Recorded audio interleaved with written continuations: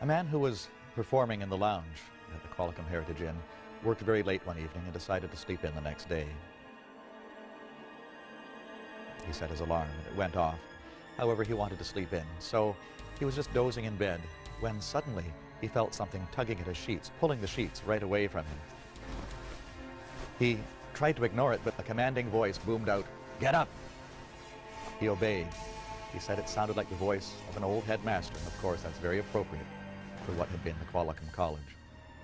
My name is Mike Smollenberg. I'm the sales manager here at the Qualicum Heritage Inn. I was doing the night audit at the desk because I had this feeling that something was watching me. So when I glanced up at this painting, and it was watching. So I moved to one side of the desk. The eyes followed me all the way to them. I moved to the other side of the desk. The eyes again followed me. This kind of was a little freaky towards me, but I still wanted to. I mean, I was kind of intrigued by this. I got out from behind the desk and came out into the lobby area.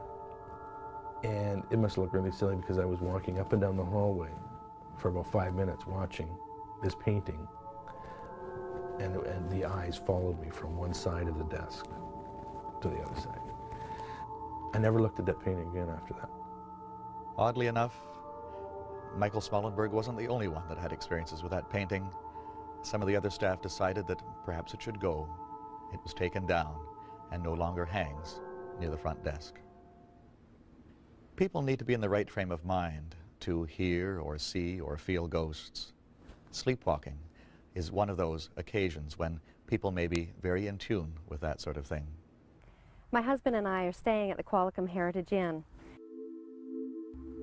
And I go to bed about 11, and I have what I thought was the strangest dream.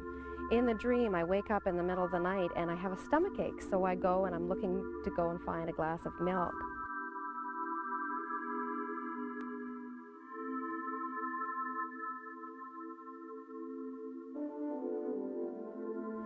So I'm wandering through the corridors, and I come up a set of stairs and I meet up with a small boy. He couldn't have been more than 6 or 7 years old.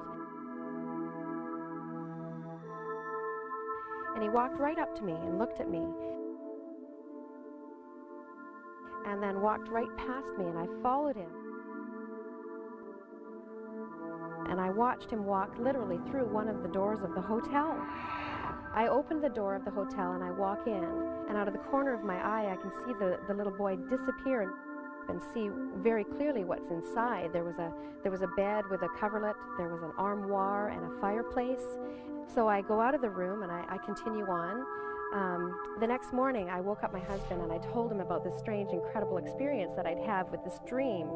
And he stopped me and he told me something that just chilled me to the bone. He said that at 3 o'clock in the morning he'd got a call from the front desk clerk of the hotel, and they'd asked him to go and find his wife, who was sleepwalking out and about through the hotel that night.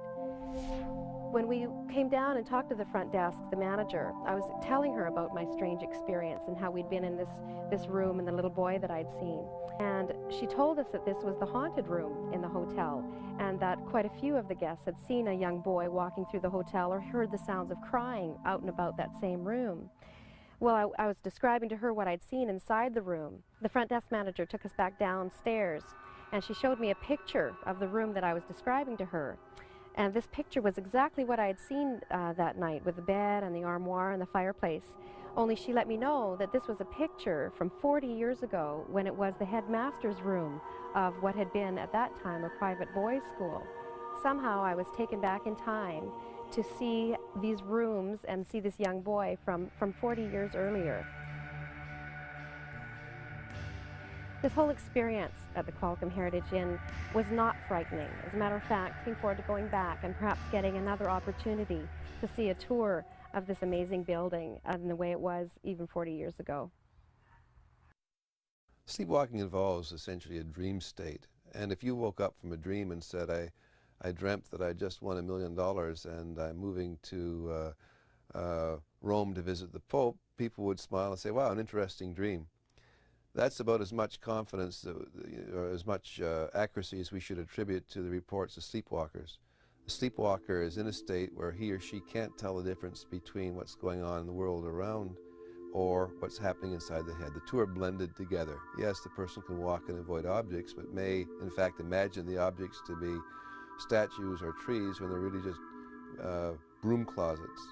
So the report that someone in a sleepwalking state visited some room and could later on describe it doesn't hold much water.